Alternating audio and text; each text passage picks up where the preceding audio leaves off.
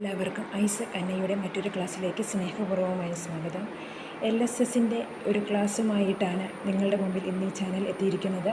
LSS വിദ്യാർത്ഥികൾക്ക് മാത്രമല്ല, set net economics പരീക്ഷയ്ക്ക് പ്രിപ്പയർ ചെയ്യുന്നവർക്കും HSC സോഷ്യൽ സയൻസിൻ്റെ പരീക്ഷയ്ക്ക് പ്രിപ്പയർ ചെയ്യുന്നവർക്കും ഈ ചാനലിലൂടെ ക്ലാസ്സുകൾ നൽകുന്നുണ്ട്. കഴിഞ്ഞ HSST എക്കണോമിക്സിൻ്റെ പരീക്ഷയ്ക്ക് വേണ്ടിയിട്ട് ഈ ചാനലിലൂടെ ക്ലാസ് നൽകിയിരിക്കുകയും ഇതിൽ പരിശീലിച്ച ഒരുപാട് പേർക്ക് ലിസ്റ്റിൽ കയറാനായിട്ട് സാധിക്കുകയും ചെയ്തിരുന്നു. ഇന്നത്തെ നമ്മൾ LSSൻ്റെ സിലബസ് ഓറിയൻറ്റഡായ ക്ലാസ്സുകളാണ് ഡിസ്കസ് ചെയ്യുന്നത്. തീർച്ചയായിട്ടും നിങ്ങൾ കാണുക. ഇനിയും സബ്സ്ക്രൈബ് ചെയ്യാത്തവരുണ്ടെങ്കിൽ സബ്സ്ക്രൈബ് ചെയ്യുക. എല്ലാ വിഷയത്തിൻ്റെ LSSൽ ഉൾപ്പെടുന്ന Malayalam, English, maths, EVS including GK എല്ലാം നമ്മൾ ഇവിടെ ഡിസ്കസ് ചെയ്യുന്നുണ്ട്. നിങ്ങൾക്ക് അതാത് പാഠപുസ്തകത്തിൻ്റെ ബേസ് ചെയ്തിട്ട് അതാത് പാഠപുസ്തകത്തിൽ നിന്നും പ്രീവിയസ് ഇയർ ചോദിച്ചിട്ടുള്ള ക്വസ്റ്റ്യൻസുകളാണ് ഇവിടെ ഡിസ്കസ് ചെയ്യുന്നത്. തീർച്ചയായിട്ടും നിങ്ങൾ ഇത് കാണുക. അപ്പോൾ നമുക്കൊന്ന് തുടങ്ങിയാലോ.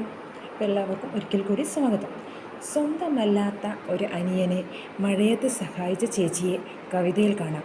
തോരാത്ത മഴയിലല്ല, ആ ചേച്ചിയുടെ സ്നേഹത്തിലാണ് അന്ന് കവി കുതിർന്നത്. ഏതാണ് ഈ കവിത? ചോദ്യം ശ്രദ്ധിച്ചല്ലോ. സ്വന്തമല്ലാത്ത ഒരു അനിയനെ മഴയത്ത് സഹായിച്ച ചേച്ചിയെ കവിതയിൽ കാണാം. തോരാത്ത മഴയിലല്ല, ആ ചേച്ചിയുടെ സ്നേഹത്തിലാണ് അന്ന് കവി കുതിർന്നത്. ഏതാണ് ഈ കവിത? കുടയില്ലാത്തവർ. ONV കുറുപ്പിൻ്റെ കുടയില്ലാത്തവർ എന്ന കവിതയാണ് ഇത്. തലവര നമ്മൾ പിരിച്ചെഴുതുമ്പോൾ തല പ്ലസ് വര തലവര എന്നെഴുതും. മുത്ത് പ്ലസ് അണിഞ്ഞു മുത്തണിഞ്ഞു.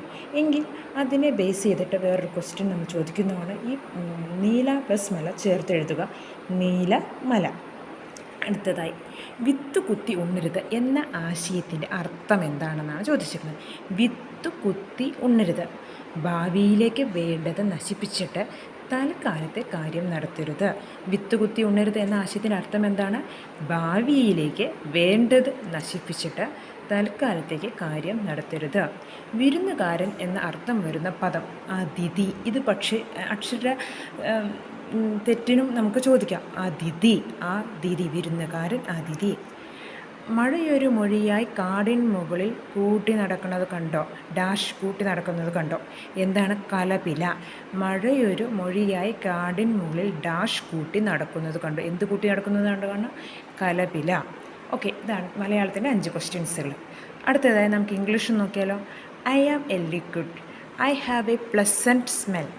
If you use me, you will be safe. Coronavirus is afraid of me.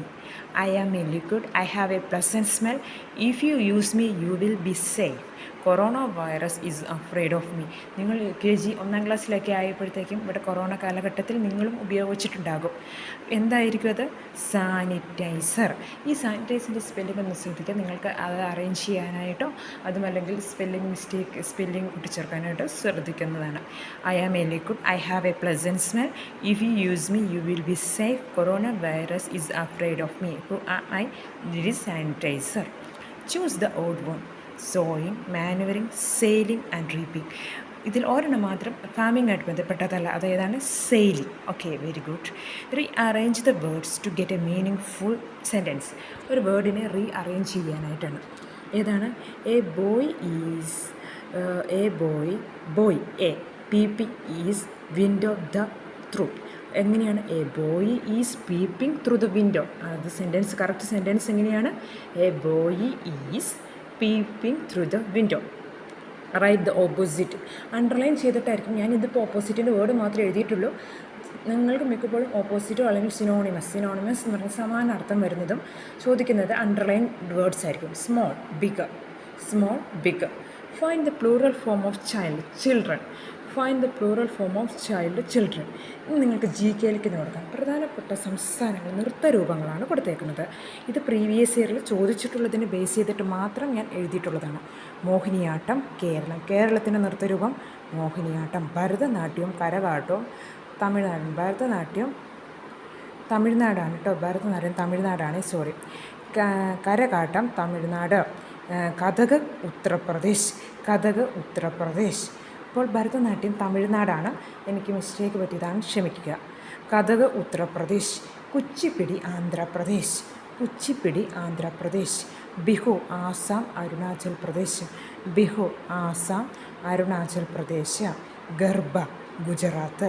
ഗർഭ എവിടെയാണ്? ഗുജറാത്ത്. യക്ഷഗാനം കർണാടക. യക്ഷഗാനം കർണാടക. സത്രിയ ആസാം. സത്രിയ നൃത്തരൂപം ആസാമിലാണ്. പഹാരി ഹിമാചൽ പ്രദേശ്. പഹാരി ഹിമാചൽ പ്രദേശ്. തമാശ മഹാരാഷ്ട്ര. ഒന്നും കൂടി പറയാം. മോഹിനിയാട്ടം കേരളം, ഭരതനാട്യം തമിഴ്നാട്, കരകാട്ടം തമിഴ്നാട്, കഥക് ഉത്തർപ്രദേശ്, കുച്ചിപ്പുടി ആന്ധ്രാപ്രദേശ്, ബിഹു ആസാം അരുണാചൽ പ്രദേശ്, ഗർഭ ഗുജറാത്ത്, യക്ഷഗാനം കർണാടക, സത്രയ ആസാം, പഹാരി ഹിമാചൽ പ്രദേശ്, തമാശ മഹാരാഷ്ട്ര. കേരളത്തിൻ്റെ കൃഷിമന്ത്രി ആരാണ്? പി പ്രസാദ്. കേരളത്തിൻ്റെ കൃഷിമന്ത്രി പി പ്രസാദ്. 2028 ഒളിമ്പിക്സ് എവിടെ വെച്ചാണ് നടക്കുന്നത്? Los Angeles. 2028 ഒളിമ്പിക്സ് എവിടെ വെച്ചിട്ടാണ് നടക്കുന്നത്? Los Angeles. പമ്പയുടെ ദാനം എന്നറിയപ്പെടുന്ന പ്രദേശം കുട്ടനാടാണ്. പമ്പയുടെ ദാനം എന്നറിയപ്പെടുന്ന പ്രദേശം കുട്ടനാടാണ്. മനുഷ്യ ശരീരത്തിലെ ആകെ അസ്ഥികൾ മനുഷ്യ ശരീരത്തിലെ ആകെ അസ്ഥികൾ 206 നവജാത ശിശുക്കളിൽ 300 മനുഷ്യ ശരീരത്തിലെ ആകെ അസ്ഥികൾ എന്ന് പറയുന്നത് 206. അടുത്തതായി നമുക്ക് EVS നോക്കാം. ഏറ്റവും വലിയ ചിറകുള്ള പക്ഷി ആൽബട്രോസ്. ഏറ്റവും വലിയ ചിറകുള്ള പക്ഷിയാണ് ആൽബട്രോസ്. കേരളത്തിലെ പക്ഷികൾ എന്ന പുസ്തകം രചിച്ചതാര്? KK നീലകണ്ഠൻ. ഇന്ദുചൂടൻ എന്നും അദ്ദേഹം അറിയപ്പെടുന്നു. കേരളത്തിലെ പക്ഷികൾ എന്ന പുസ്തകം രചിച്ചതാര്? KK നീലകണ്ഠൻ. ഇന്ദുചൂടൻ എന്നും അറിയപ്പെടുന്നു. കരയിലും വെള്ളത്തിലുമായി ജീവിതചക്രം പൂർത്തിയാകുന്ന ജീവികളെ വിളിക്കുന്ന പേരെന്ത്? ഉഭയജീവികൾ. കരയിലും വെള്ളത്തിലുമായി ജീവിതചക്രം പൂർത്തിയാകുന്ന ജീവികളെ നാം വിളിക്കുന്ന പേരാണ് ഉഭയജീവികൾ. ഉദാഹരണം ഏതൊക്കെയാണ്? തവള, സാൽമണ്ടർ, സിസിലിയൻ, ന്യൂട്ട്. ഇത് ഒറ്റയാനൊക്കെ ചോദിക്കാം, അതുകൊണ്ട് ശ്രദ്ധിക്കുക. ഉഭയജീവികളുടെ എക്സാമ്പിൾസ്: തവള, സാലമണ്ടർ, സിസിലിയൻ, ന്യൂട്ട്. തവള, സാലമണ്ടർ, സിസിലിയൻ, ന്യൂട്ട്. ഒരു ക്ലൂ തരാം. വളഞ്ഞ മൂർച്ചയുള്ള കൊക്കുകൾ. ഇരയെ കോർത്തു പിടിക്കാനുള്ള കൂർത്ത വളഞ്ഞ മൂർച്ചയേറിയ നഖങ്ങൾ. ഇത് ഏത് പക്ഷിനെ കുറിച്ചിട്ടാണ്? പരുന്തിനെ കുറിച്ചിട്ടാണ് കേട്ടോ. വളഞ്ഞ മൂർച്ചയുള്ള കൊക്കുകൾ, ഇരയെ കോർത്തു പിടിക്കുന്നതിന് കൂർത്ത് വളഞ്ഞ മൂർച്ചയേറിയ നഖങ്ങൾ. ഏത് പക്ഷിയാണ്? പരുന്ത്. മുളച്ച വിത്ത് വളരുന്നതിനനുസരിച്ച് ബീജപത്രം ചുരുങ്ങി വരാൻ കാരണം. മുളച്ച വിത്ത് വളരുന്നതിന് അനുസരിച്ച് ബീജപത്രം ചുരുങ്ങി വരാൻ കാരണം.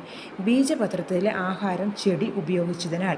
ബീജപത്രത്തിലെ ആഹാരം ചെടി ഉപയോഗിച്ചതിനാൽ. അടുത്ത ചോദ്യം മാത്സ്. 2, 3, 8, 0 എന്നീ എല്ലാ സംഖ്യകളും ആവർത്തിക്കാതെ ഉപയോഗിച്ചുണ്ടാകുന്ന ഏറ്റവും വലിയ 4 അക്ക സംഖ്യയും ഏറ്റവും ചെറിയ 4 അക്ക സംഖ്യയും തമ്മിലുള്ള വ്യത്യാസം എന്താണ്? 2, 3, 8, 0 എന്നീ എല്ലാ സംഖ്യകളും ആവർത്തിക്കാതെ വരണം. പിന്നെ അതിൽ നിന്ന് ഏറ്റവും വലിയ സംഖ്യ നമ്മൾ നിർമ്മിക്കണം, ചെറിയ സംഖ്യ നിർമ്മിക്കണം. എന്നിട്ട് അവ തമ്മിലുള്ള വ്യത്യാസം കാണണം.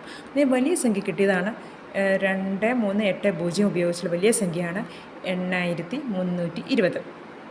ചെറിയ സംഖ്യ എന്ന് പറയുന്നത് 2038. അവ തമ്മിലുള്ള വ്യത്യാസം എന്ന് പറയുന്നത് 6282. അടുത്ത ചോദ്യം നോക്കാം. അടുത്ത ചോദ്യമല്ല, നിങ്ങൾക്ക് ഒരു ടിപ്സാണ്.